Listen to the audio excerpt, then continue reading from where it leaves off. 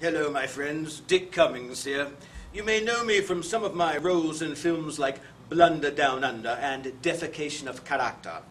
Tonight I'll be reading from my forthcoming autobiography entitled Bigger Than Buddha and Cooler Than Christ.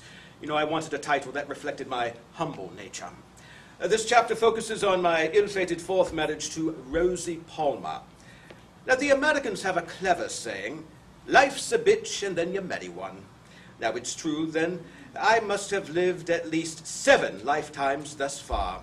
You see, I have had the gross misfortune to marry 7 of these insidious, money-grubbing, scheming, lying, and gonad-crushing harlots.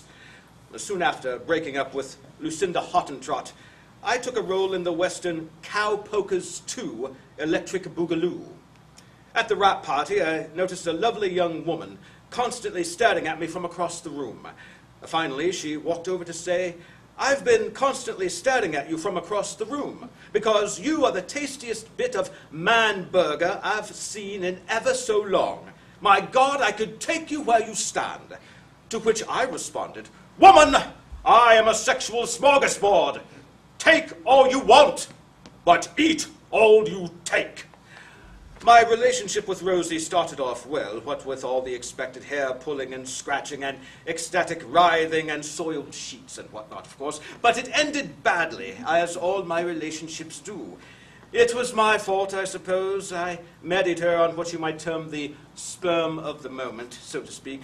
I was seduced by her naughty nipples and mellow thighs, thinking with the little head and not the big one, as is so often the case.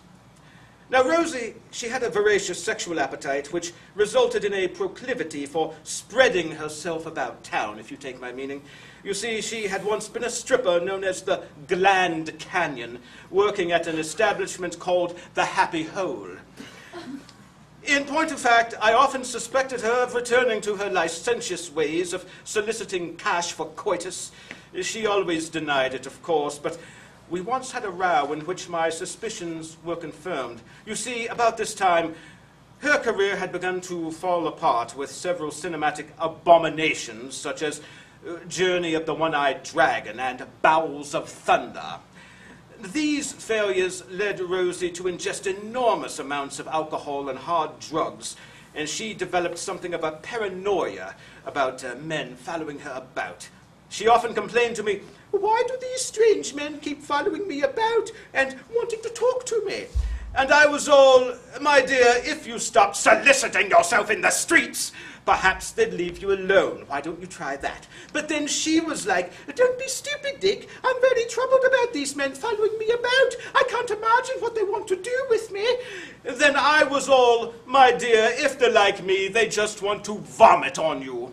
And she was all like, oh dear, I'll have to charge extra for that. And so the penny dropped and my suspicions were confirmed, and I knew her for the whore of Babylon that she was.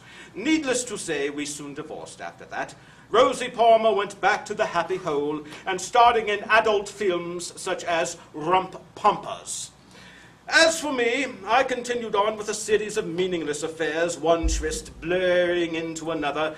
You see, I was lost in a veritable forest of pubic hair, as it were. Now, I admit that I tried to drown my sorrows in alcohol, and as a result, I experienced countless drunken blackouts during which I engaged in the most controversial behavior. I can recall drinking Guinness in London one night and waking up the next morning in a shack in the Andes Mountains with a transsexual midget Peruvian hooker next to me. We were discussing matters like quantum physics and why the human body cannot digest corn. By the way, I've never gotten a good answer to that last one. In Thailand, it seems I ran stark naked through a Buddhist temple, shouting that the way to enlightenment was located in the meat swinging between my legs. Evidently, it took several monks to handle me. Eventually, I returned home and resumed my film career. I was offered the title role in the comic book movie The Human Doorknob. That film, of course, became quite a hit and re-established me as a bankable actor. I was close to filing bankruptcy before that film, so getting that knob job really took a load out.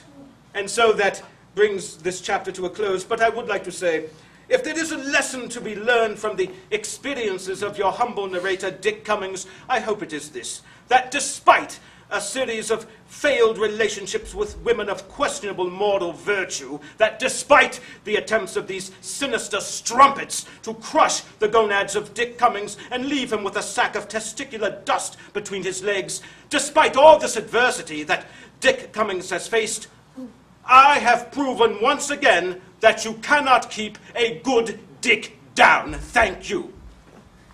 See.